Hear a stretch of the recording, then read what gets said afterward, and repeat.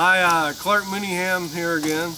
Last time I saw you, I had just completed my first arrow shooter that I had ever tried to build. It had good power, good accuracy. I liked the lines of it. We were using a trigger where we just pulled the pin down like that to release the D-loop.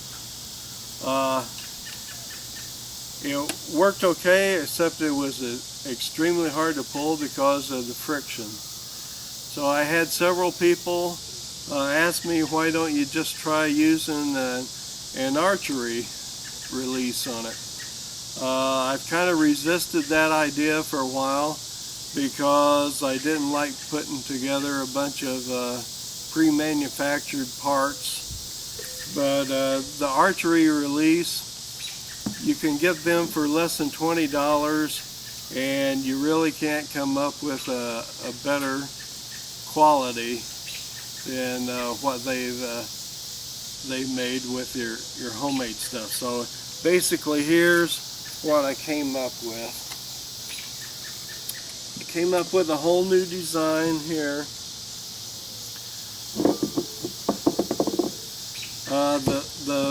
The major stock is just made from a 2x4. I did a lot of carving on it, a lot of hand sanding, and probably hand sanded on it for like 3 days. Now I mounted the archery release up here. You may want to get some close details on the archery release right there. So basically, what you have to do is you go to a place like Walmart or Big R, and you can get the archery release for just under $20.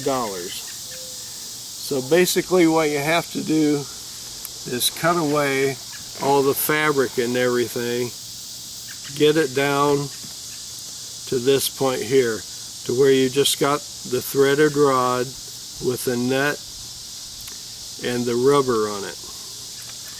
So after you do that, you have to take 2 pieces of plywood. What I've got here is 2 pieces of 3/4 inch plywood that we put together. You clamp the 2 pieces together and then take it to a drill press, and you drill a hole through there to hold it. Use a drill that is the same size as your threaded rod with the rubber on it. So you have to pay attention and make sure you get the length just right so that it'll fit right in the upper block, just like that. Then you put it together on the bottom one, just like that, with the trigger sticking up, and you can just bolt it to your stock. So the reason I got the trigger sticking up is so you'll be able to clamp it once you pull the string all the way back. Just pull it all the way back and just flip your trigger and close it, and it'll hold it just like that. Yeah. I'll show you up front here. So make sure it's open. Just get a hold of your D-loop. This twine here is like a 300-pound test catfish line. So you just pull it back like that and clip it shut. And make sure your pouch is centered up good, and just load the ball right in. Now the way you hold it, I carved in like a hand grip here in the stock.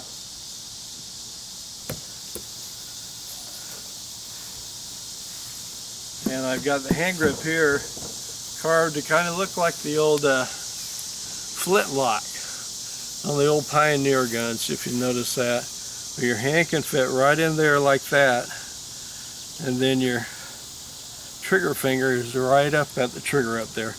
Now I like to put the stock up here on top of my shoulder instead of in the back.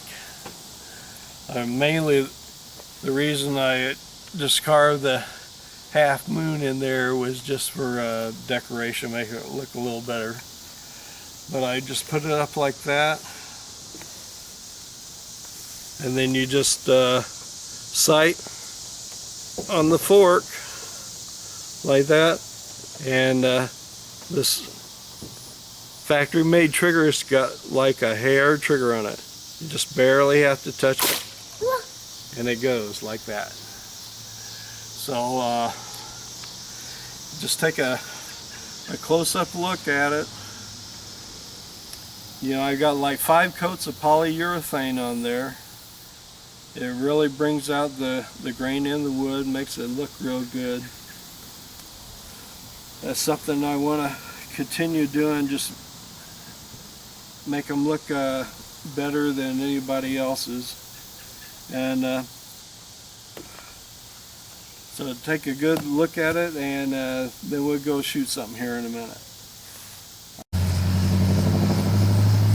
Okay, another reason I wanted to try out the archery release trigger was I wanted to come up with a gun that I could shoot golf balls or arrows with just by changing the front fork, going from one to the other within about 2 minutes.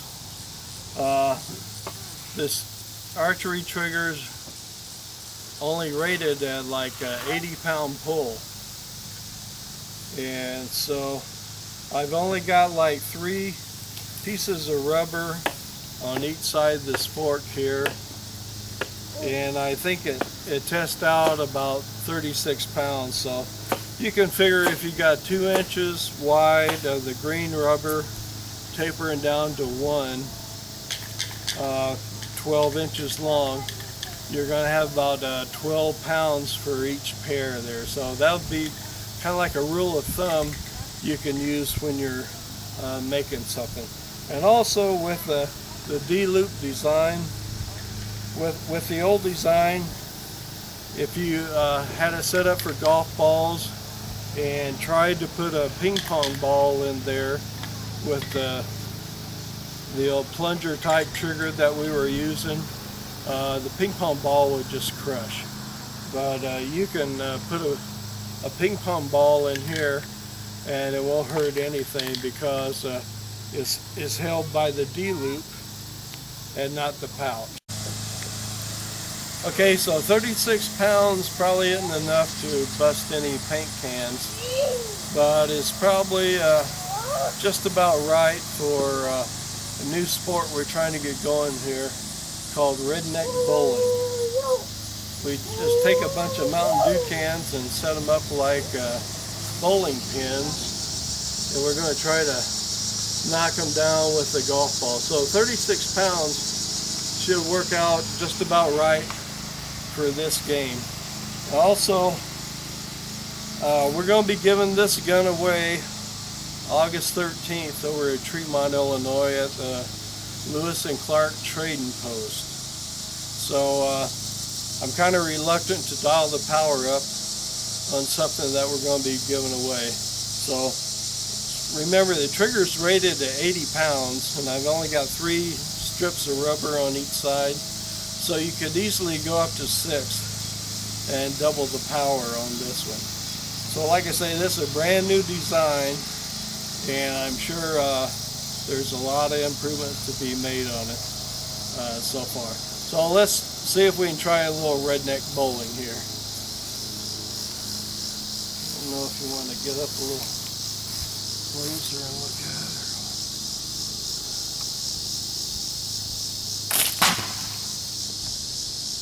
Well, I'm not sure how he'd score that. We knocked down at least 4.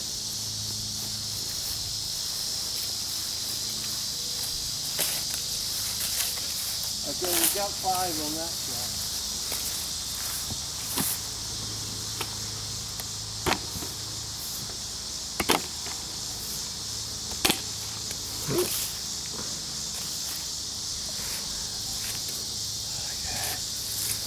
See if we can pick up a spare.